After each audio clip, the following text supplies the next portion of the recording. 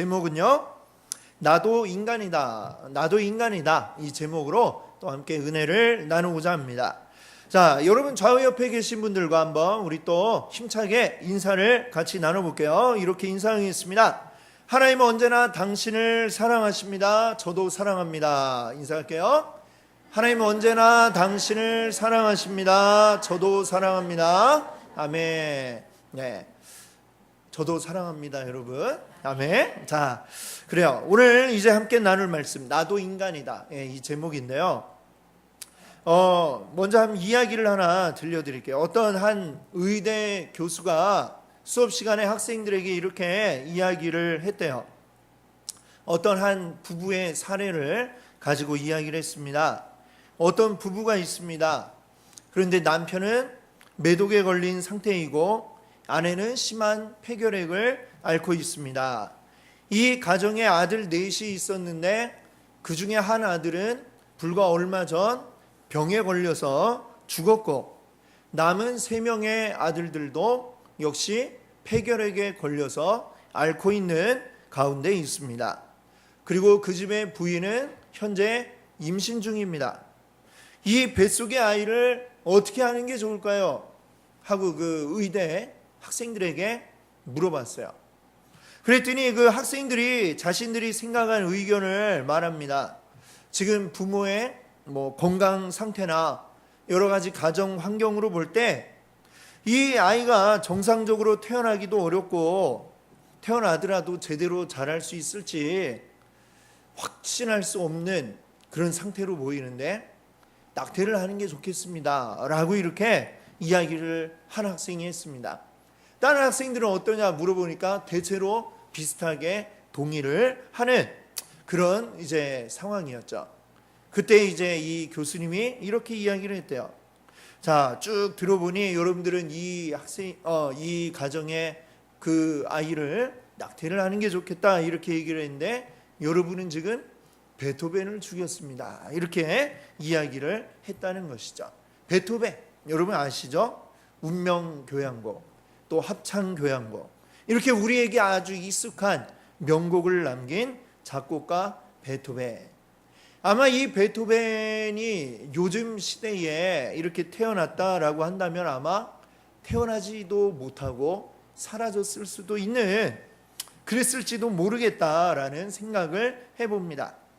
지난 6월 말경에 헌법재판소에 이제 판결을 이제 열리고 있었는데 무엇에 대한 재판이 열렸냐면 이 낙태법이 있어요. 낙태법이 위헌인가 아닌가에 대한 이 재판이 열리고 6월 말쯤에 아마 판결이 날 것 같다라고 해가지고 그때에 6월 말경에 아주 뜨겁게 낙태법을 폐지하자는 쪽과 또 폐지하면 안 된다라는 쪽이 열띤 논쟁을 벌였습니다. 근데 아마 아직 그 판결이 안 나온 것 같아요. 제가 이렇게 찾아보니까 판결이 아직 안 나왔는데, 자, 이미 2012년도에 한번 이 낙태법에 대한 위헌 판결이 이제 재판이 열렸고, 그때 이제 헌법재판관 8명이 재판 이제 표결에 붙인 결과 4대4 의견이 나와서 합헌으로 결정이 난 적이 있습니다. 그 다음에 이번에 또 다시 사실 10년도 지나지 않았는데 불법 낙태 시술로 이제 지금 재판을 받고 있는 의사가 또 이제 헌법재판소에 청구를 해가지고 다시 판결이 열렸다는 것이죠. 자, 현재 이 모자보건법이라는 법이 있는데요. 그 안에 낙태의 허용 범위에 대해서 규정을 하고 있습니다.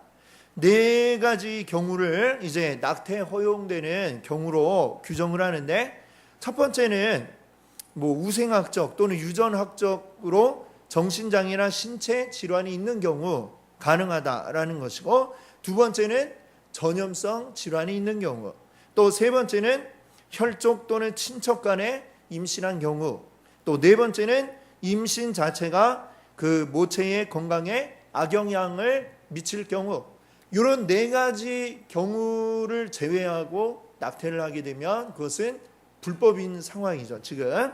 그래서 그 불법이 되면, 낙태를 하게 되면 낙태 시술을 한 의사, 그리고 낙태를 한 여성, 이렇게가 모두 범죄자가 되고 있습니다. 여러분이 이 문제에 대해서 이제 뭐 한창 6월 말에 이제 뉴스에도 많이 나오고 있으니까 아마 이런저런 여러분 나름대로의 생각을 해보셨으리라 생각을 합니다. 자, 저는 오늘 이제 우리 7월에 계속해서 살인하지 말라라고 하는 하나님의 그 말씀을 가지고 이제 이야기를 해 나가고 있는데요. 그 말씀, 살인하지 말라라는 이 말씀과 연관하여서 우리가 이 낙태의 문제를 어떻게 보아야 할 것인가, 성경이 이야기하는 답은 무엇인가 라는 것을 오늘 한번 이야기를 나누어 보려고 합니다. 자, 그러면 이 낙태가 과연 살인하지 말라라는 말하고 관련이 있으려면 먼저 우리가 생각해야 될 것이 뱃속에 있는 태아가 과연 사람이냐 아니냐, 요거부터 우리가 먼저 짚어봐야 할 것입니다. 자, 그러기 위해서는 이 사람이 어떻게 생겨나고 어떻게 태어나게 되는가, 요 과정 뭐 잘 아시겠지만 좀 간단히 우리가 알아야 될 것 같습니다.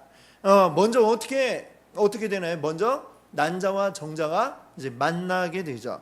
그 정자가 난자 안으로 들어가게 되면 그걸 이제 의학적으로, 생물학적으로 뭐라고 하냐면 수정이 되었다, 이렇게 얘기를 하죠.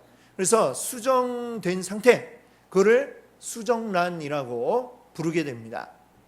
이 수정란이 14일 될 때까지 이 단계를 뭐라고 하냐면 전배아, 배아 전의 상태다 이거죠. 전배아라고 이렇게 부르고 14일부터 3개월까지, 그러니까 말하자면 임신 3개월 될 때까지를 이제 배아라고 이렇게 부릅니다. 그리고 3개월에서부터 10개월 이제 출산할 때까지 뱃속에 있는 상태를 태아라고 이렇게 부르고 있죠. 이거는 이제 의학계에서 또 생물학계에서 이렇게 부르고 있는 것입니다. 자, 의학계에서 이렇게 구분하는 이유, 14일이 뭐고 3개월은 뭐냐. 자, 그때에 이제 아주 중요한 어떤 변화들이 생긴다라고 하는 것이죠. 14일이 되면, 수정이 된 지 14일이 되면 이제 그 어떻게 되냐면 척추의 발달을 눈으로 이제 확인할 수 있는 원시선이라는 게 이제 생겨난다고 그래요.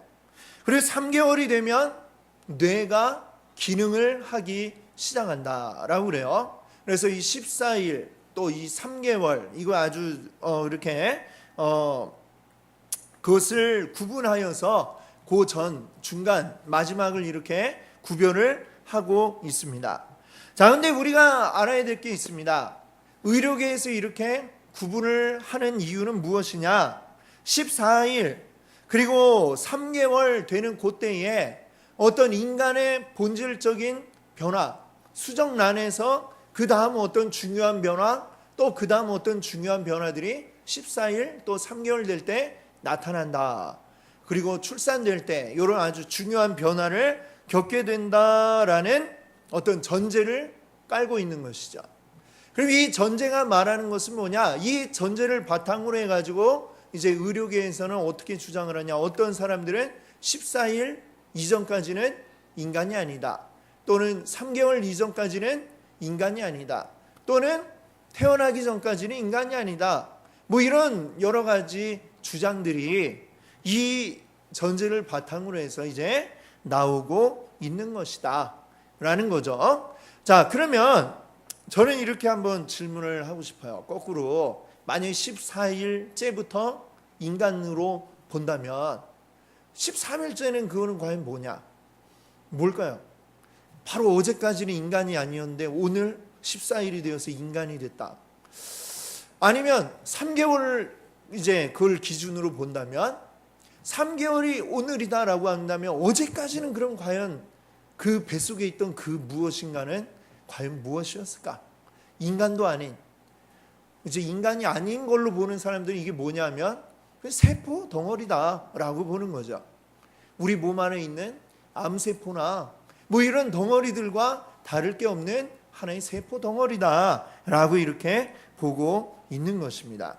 또는 우리가 배 밖으로 태어나야 인간이라고 본다고 한다면 과연 이런 구분들이 자연스러운가? 과연 이런 질문을 해보고 싶은 것이죠. 어떠세요? 이 자연스러운가요? 과연 어제까지는 아니었는데 오늘부터 인간이다. 이런 구분들이 자연스러우냐? 그렇지 않다는 거죠. 만약에 그렇다면 도대체 뱃속에 있을 때 태교는 왜 하는 거죠? 태교. 얘가 알아듣는다고 하면서 노래도 들려주고 좋은 생각을 한다면서 태교를 하고, 때로는 애가 발길질을 이렇게 하는 걸 보고 축구에 소질이 있나 봐 이렇게 생각을 하면서 축구를 시켜야 되겠다 뭐 이런 얘기도 하고 그러잖아요. 도대체 뭘 가지고, 내 안에 있는 어떤 덩어리를 가지고 우리는 이야기를 한 것일까? 이런 생각을 저는 해봅니다. 과연 이 뱃속에 있는 아이, 엄마의 뱃속에 있는 이 아이는 사람일까요? 아닐까요? 자, 여기에 대한 이제 큰 주장이 세 가지가 있습니다. 이거는 이제 성경이 아니라 일반 윤리학적인 그 범주에서 이제 나누는 세 가지 주장이 있어요. 자, 첫 번째는 뭐냐면 수정란이 만들어질 그때부터 이미 인간이다라고 하는 이제 주장이 있습니다. 이것은 뭐냐면 이제 뭐 난자와 정자가 만나서 수정이 될 때부터 이미 그것은 인간으로 봐야 한다는 것인데, 누가 이런 주장을 하냐면 이제 카톨릭이나 또는 이제 정통적인 개혁주의의 입장이 바로 그러한 입장이죠. 자, 두 번째는 또 어떤 주장이 있냐면 태아는 아직 인간이 아니고 잠정적인 인간이다 이렇게 보는 주장이 있습니다. 수정이 된 후에 한동안은, 오랜 기간 동안, 한참 동안은 그 상태는 아직 인간은 아닌, 그러나 앞으로 인간이 될 잠정적 인간이다 이렇게 이야기를 하고 있습니다. 그래서 거기서 이제 주장하는 거는 뭐 이제 3개월이 되면 그 주장에 이제 또 들어가면 여러 가지 갈래가 있겠지만, 예를 들면 3개월이 되면 뇌세포가 형성이 되고 고통을 알게 된다. 그래서 그때부터는 이제 인간이다라고 하는 이런 주장도 이제 잠정적 인간으로 보는 그런 주장 가운데 하나인 것이죠. 자, 세 번째 주장은 어떤 게 있냐면 태어나기 전까지는 인간이 아니다라고 보는 이런 주장이 있습니다. 인간은 자기 자신의 능력으로 생존을 할 수 있어야 이제 인간으로 볼 수 있다라고 이렇게 주장을 하는 것이죠. 태아는 자기 혼자서 살 수 없고 오직 그 모체에 연결된 상태로 의존해서 살아가기 때문에 인간이 아니다라고 이렇게 보는 주장입니다. 세 가지를 말씀드렸는데 그 중에 이 두 번째하고 세 번째 주장은 여러 가지 문제점을 가지고 있죠. 자, 먼저 태아를 잠정적 인간이다라고 이렇게 보는 그 입장의 문제점은 뭐냐? 태아를 아직 인간이 아닌 잠정적인, 앞으로 인간이 되어질 어떤 것으로 이렇게 볼 때에 그들은 뭐라고 얘기하냐면 이 태아는 인간의 모습을 향해 지금 발달해가는 과정 중에 있다 이렇게 보는 것이죠. 그런데 이 뱃속의 태아만 이 발달 과정을 거칠까요? 사람도 역시 발달 과정을 거치지 않습니까? 태어난 사람도, 이미 태어나도, 어린 아기도 태어나면 어때요? 그대로 죽을 때까지 있는 게 아니라 이 아기가 자라나서 유아기를 거쳐서 아동기, 청소년기, 또 성인기를 지나서 그 다음에 노년기, 이렇게 사람은 태어나서 죽을 때까지 전체 우리의 삶은 계속해서 발달 과정 중에 있다라는 점이 분명하죠. 그렇죠? 그렇다면 굳이 왜 뱃속에 있는 태아만 발달 과정에 있다라고 그래가지고 이것을 사람이 아니라고 하느냐? 태어나 있는 우리들도 발달 과정 속에 있는데, 그러니까 이 주장도 역시 문제가 있다 이렇게 할 수 있겠죠. 또 태아는 인간이 아니다라고 하는 주장이 가진 문제점은 뭐냐 하면, 인간이 아니다라고 할 때에 그 주장으로 모태의 의지에서만 살아가지 독립적으로는 살 수 없는 존재다라고 이야기를 하죠. 그러면 우리 사람이 태어난 후에는 독립적으로 걔가 살아갈 수 있나요? 아직 어린 아이, 신생아도 어때요? 자기가 할 수 있는 게 하나도 없어요. 숨 쉬는 거 말고는 아무것도 할 수가 없죠. 먹여줘야 걔가 살죠. 그렇죠? 잠도 재워줘야 자고, 예. 모든 것을 누가 보조해주고 돌봐주지 않으면은 살아갈 수 없는 게 신생아입니다. 그럼 신생아도 혼자 아무것도 못하는 독립된 존재가 아니니까, 그럼 뭐 필요 없으면 죽여도 되는 거냐? 그런 주장이 성립이 될 수 있겠죠. 그러니까 이 주장도 역시 맞지 않다. 신생아뿐만이 아니라 어떤 중증 장애인이라든지 혼자 움직일 수 없는 중증 장애인이나 아니면 나이가 많이 드신 노년의 그 어르신 역시도, 또는 중증 이제 큰 중환자라든지 그런 사람들도 과연 우리가 임의대로 혼자 살아갈 수 없으니 내 마음대로 처리할 수 있느냐, 이런 아주 심각한 질문을 받지 않을 수 없는 그런 주장입니다. 그러니까 이 주장은 아주 큰일 날 소리구나 라는 것을 우리가 알 수가 있습니다. 자, 그렇다면 우리는 어떤 주장이 지금 이제 남아 있어요? 수정된 그때로부터 이미 하나의 인간으로 봐야 한다라는 이제 주장이 남아 있습니다. 무엇보다도 우리가 그 의견을 지지할 수밖에 없는 것은 성경이 그렇게 우리에게 말하고 있기 때문인 것이죠. 자, 창세기 29장 31절 말씀을 한번 같이 읽어볼까요? 여호와께서 레아가 사랑받지 못함을 보시고 그의 태를 여셨으나 라헬은 자녀가 없었더라. 자, 여기 보니까 야곱의 두 아내 이름이 나오고 있어요. 레아가 있고 라헬이 있는데, 야곱이 좋아한 건 누구였냐면 라헬. 그리고 레아는 남편의 사랑을 받지 못했다라고 이렇게 나오죠. 예, 우리 성경을 창세기를 읽어보시면 아시겠지만 결혼하고 싶었던 원래 상대가 이 레아가 아니었는데 갑자기 레아가 그냥 탁 신부가 돼서 나타났죠. 그리고 별로 안 좋아했어요. 그런 얼마나 불쌍합니까? 남편의 사랑을 받지 못하는 아내. 그러니까 하나님께서 그 레아를 위하여서 태문을 여셨다. 즉, 이 레아가 이제 아이를 가질 수 있게 하셨다라는 이야기를 성경이 하고 있습니다.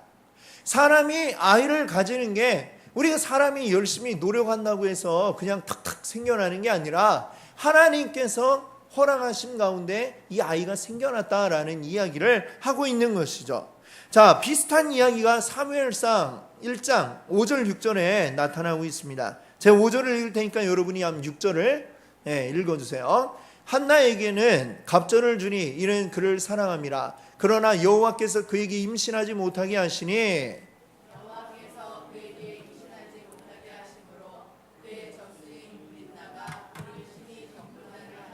괴롭게 하더라. 자, 이 말씀을 보면 사무엘의 어머니인 한나.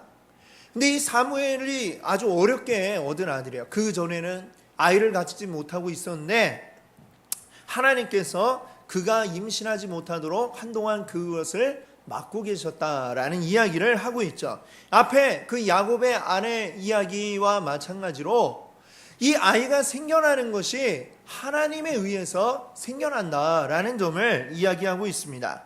자, 그리고 오늘 우리가 함께 읽었던 본문 말씀이죠. 시편 139편 13절. 여기 보니까 뭐라고 말씀하고 있느냐? 같이 한번 또 읽어볼까요? 주께서 내 내장을 지으시며 나의 모태에서 나를 만드셨나이다.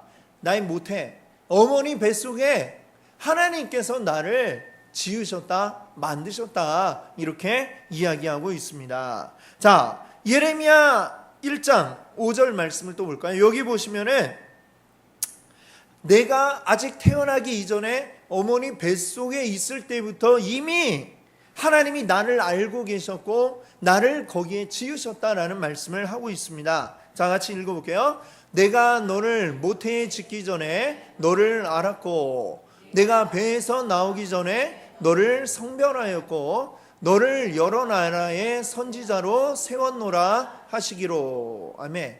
하나님이 예레미야에게 말씀하시길 너 이 세상에 태어나기 전에 엄마 뱃속에 네가 생겨나기도 전부터 내가 너를 알았고 너를 구별했고 너를 선지자로 세웠다라고 말씀하십니다.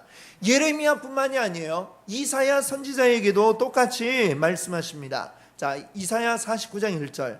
자, 여긴 제가 읽어드릴게요. 섬들아 내게 들으라. 먼 곳 백성들아 귀를 기울이라. 여호와께서 태에서부터 나를 부르셨고 내 어머니의 복중에서 내 이름을 기억하셨으며. 이미 이 이사야에게 하나님 말씀하시기를 태에서부터 부르셨다. 그리고 어머니 배 안에서부터 나의 이름을 기억하셨다라고 말씀하고 있습니다. 자, 구약 시대에만 그러느냐? 바울에게도 역시 마찬가지입니다. 갈라디아서 1장 15절 같이 한번 읽어볼게요. 그러나 내 어머니의 은혜로 나를 부르신 이가. 아멘. 자, 바울이 이야기하기를 내 어머니 태로부터 어머니 그 뱃속에서부터 나를 택하여서 정하셨고 그 은혜로 나를 부르신 여호와 하나님이라고 지금 고백을 하고 있습니다. 이 뱃속에 있는 것은 제 뱃속에 있는 건 아니지만 이 뱃속에 있는 태아는 아무것도 아닌 그냥 암세포와 같은 그냥 세포 덩어리가 아니라 하나님이 분명하게 똑같은 사람으로 대우하고 있고 그를 기억하고 있다고 성경은 우리에게 말씀하고 있습니다. 심지어는 세례 요한의 경우에는 어느 정도냐면 한 말씀을 보세요. 어느 정도냐? 누가복음 1장 15절인데 같이 한번 볼까요? 이는 그가 주 앞에 큰 자가 되며 포도주나 독한 술을 마시지 아니하며 모태로부터 성령의 충만함을 받아. 역시 뭔가 큰 사람은 다르죠. 세례 요한은 뱃속에서부터 성령 충만했다라고 이렇게 이야기하고 있습니다.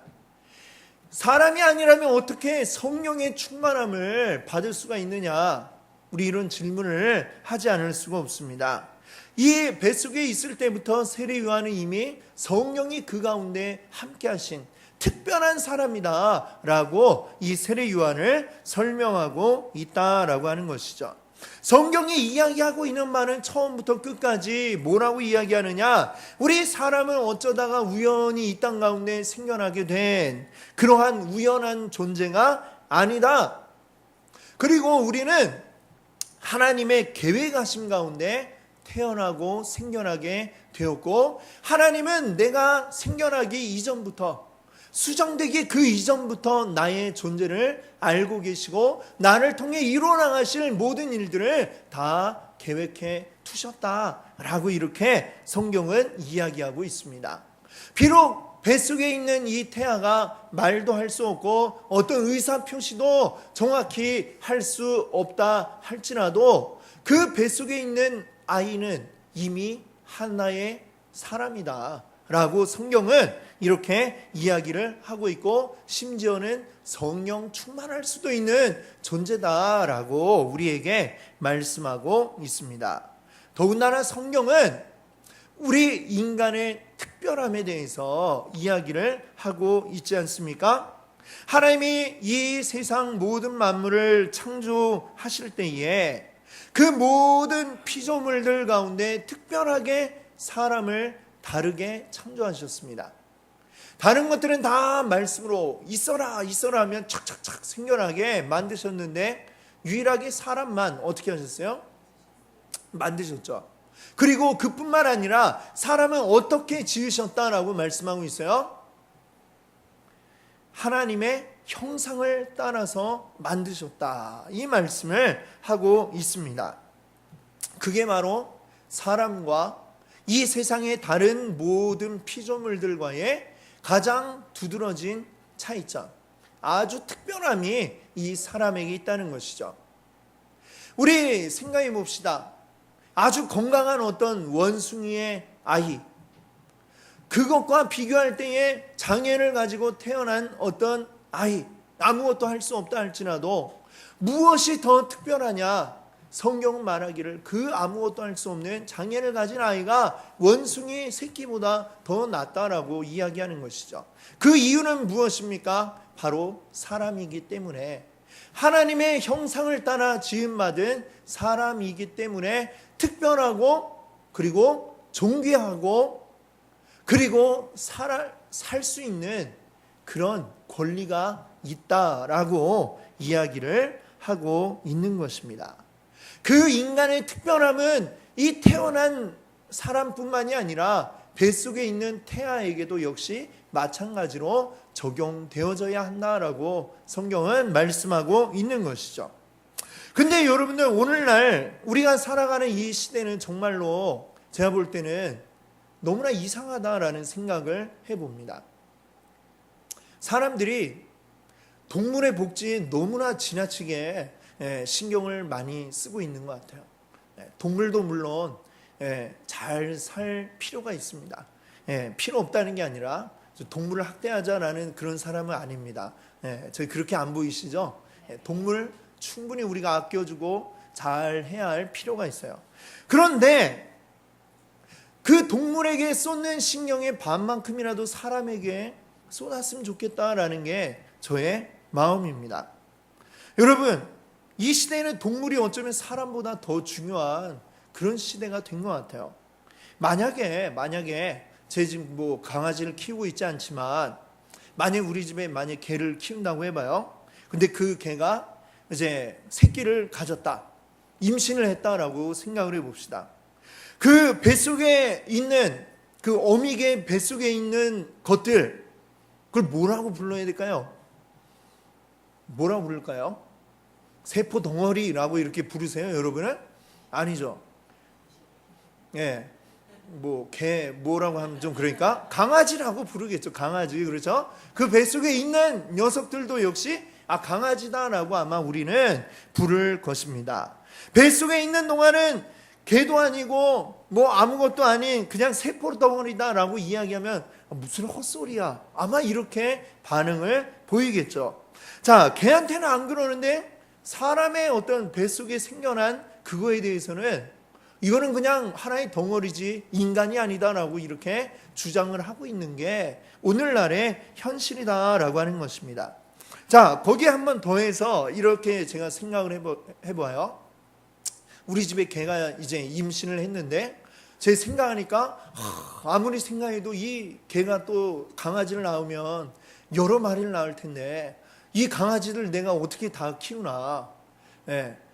그렇게 종이 좋은 것도 아니라고 어디 팔기도 어렵다. 그렇다면 어떻게 할까요? 도저히 키울 자신이 없어. 누구 줄 수도 없고. 그래서 그냥 이 낙태를 시켜야 되겠다라고 생각을 했다고 해보십시오. 그래가지고 실제로 낙태를 시켰어요.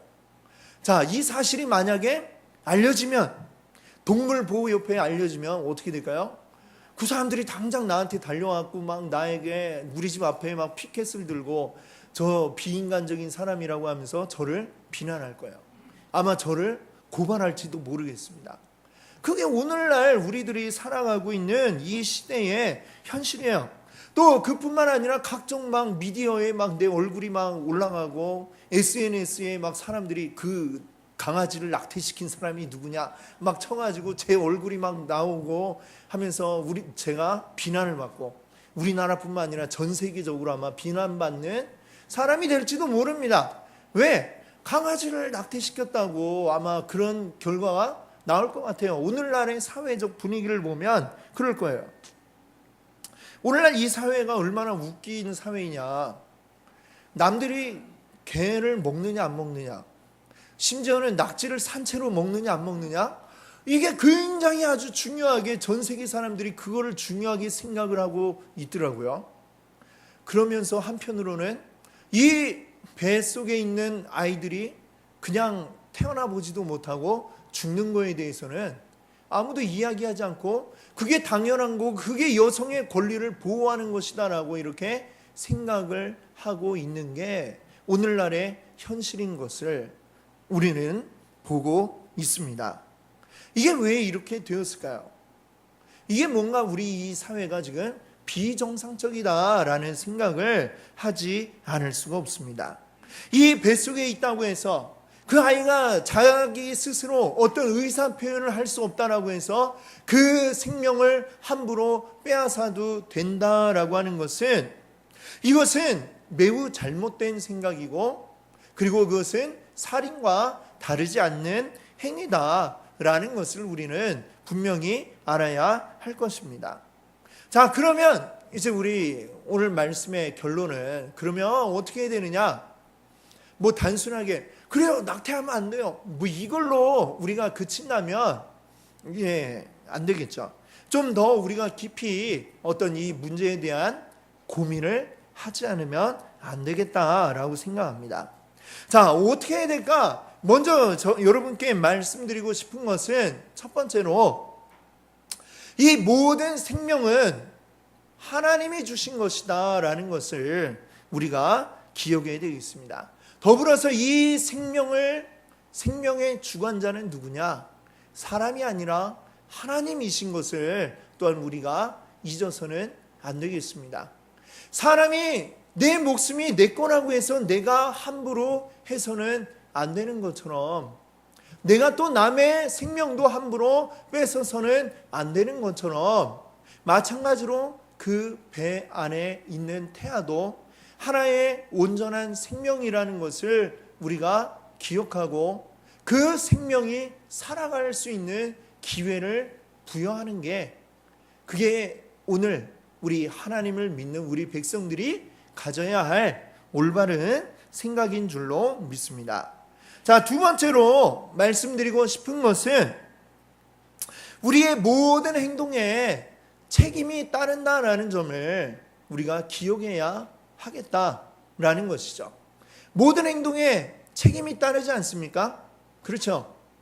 이 민주사회라고 하는 건 뭐예요? 자유를 부여해 주지만 그 자유에 대해서 너의 행동에 대해서는 그 결과에 대해 책임을 지라는 게 바로 민주주의 사회가 허락하는 자유입니다.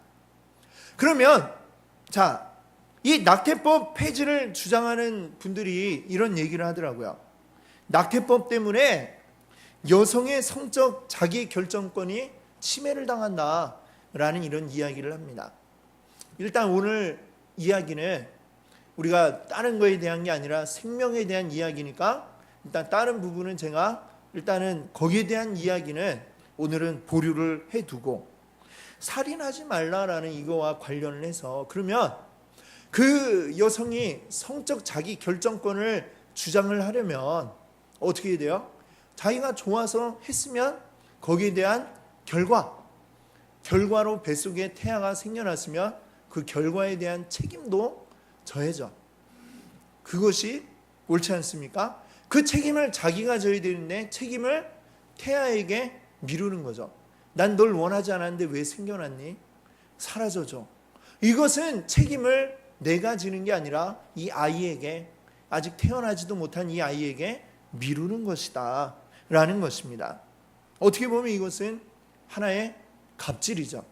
오늘날 갑질, 갑질과 다르지 않은 것이다 라고 말씀드리고 싶습니다. 그 행동에, 우리가 행하는 모든 행동에 대한 책임은 다른 누군가에게 있는 게 아니라 나에게 있다라는 점을 우리가 분명히 기억해야 되겠습니다. 세 번째로 말씀드리고 싶은 것은 우리 손뼉은 마주쳐야 소리가 난다. 이것을 말씀드리고 싶습니다. 무슨 얘기일까요? 아이가 혼자 생겨납니까? 마리아도 아닌데 혼자 생겨났을까요? 이 아이가 생겨나는데 결정적인 역할을 한 분명히 남성의 뭔가가 있다는 것이죠. 그렇죠? 그런데 이 낙태법 폐지를 주장하는 분들이 하는 이야기를 쭉 들어보니까 일관되게 주장하는 바는 뭐냐? 이 세상에 지금 아이가 태어나는 데에 모든 책임을 여성이 다 짊어지고 있다. 라는 이 얘기를 하고 있는 거거든요. 이 아이가 생긴 것도 내 책임, 태어나는 것도 내 책임, 그 아이를 키우는 것도 내 책임, 다 이것이 여성에게만 주어져 있냐, 뭐가 이렇게 불공평하냐 라는 점을 주장을 하고 있는 것이죠. 그렇다면 이제 우리가 기억해야 될 거는 그동안 이 무책임했던 남성들이 바뀌지 않으면 안 된다라는 것을 말씀드리고 싶습니다. 이 사회의 분위기가 남성은 그냥 막 나는 몰라 라고 발뺌하고 도망가 버리면 끝나는 것처럼 이렇게 되어 있었던 것이죠. 이 모든 책임은 공동의 책임이라는 사실을 우리가 분명하게 기억해야 되고, 그 공동의 책임, 그 일한 것에 대한 책임과 그 모든 것들을 다 지지 않으면, 남성도 지지 않으면 안 되도록 하는 이러한 분위기가 사회 전반에 이제 이루어지지 않으면 안 되겠다라는 생각을 합니다. 남성들, 특별히 우리 하나님의 자녀된 우리 교회의 성도님들, 그 중에 계신 남성들은 분명히 이런 것을 우리가 먼저 알고 이 세상의 남성들과는 다른 모습을, 다른 생각을 가지시는 여러분 되시기 바랍니다. 그다음에 네 번째로 말씀드리고 싶은 것은 이 세상 가운데에 생명을 존중하는 그런 사회가 되어야 되겠다라고 하는 것이죠. 하나님이 분명히 우리에게 말씀하지 않으셨습니까? 살인하지 말라. 살인하지 말라의 다른 뜻이 뭐예요? 생육하고 번성하라 라고 하는 것입니다. 생육하고 번성하기 위해서 우리는 이 생명이 얼마나 소중한 것인지를 우리 모두가 다 기억을 해야 한다는 것이죠. 이 어떤 생명이라도 내가 함부로 대할 수 있는 생명은 없고, 그 모든 생명은 소중하고 귀하다라는 것을 알아야 할 것입니다. 이 낙태 방지법이 규정하는 것 같은 어떤 피치 못할 사정들, 이 아이를 어떻게 해야 할지 도저히 알 수 없는 상황에서 우리가 가장 먼저 떠올리는 방법이 이 아이를 지우자, 이런 것을 떠올리는 게 아니라 이 아이를 어떻게 하면 살릴 수 있을까?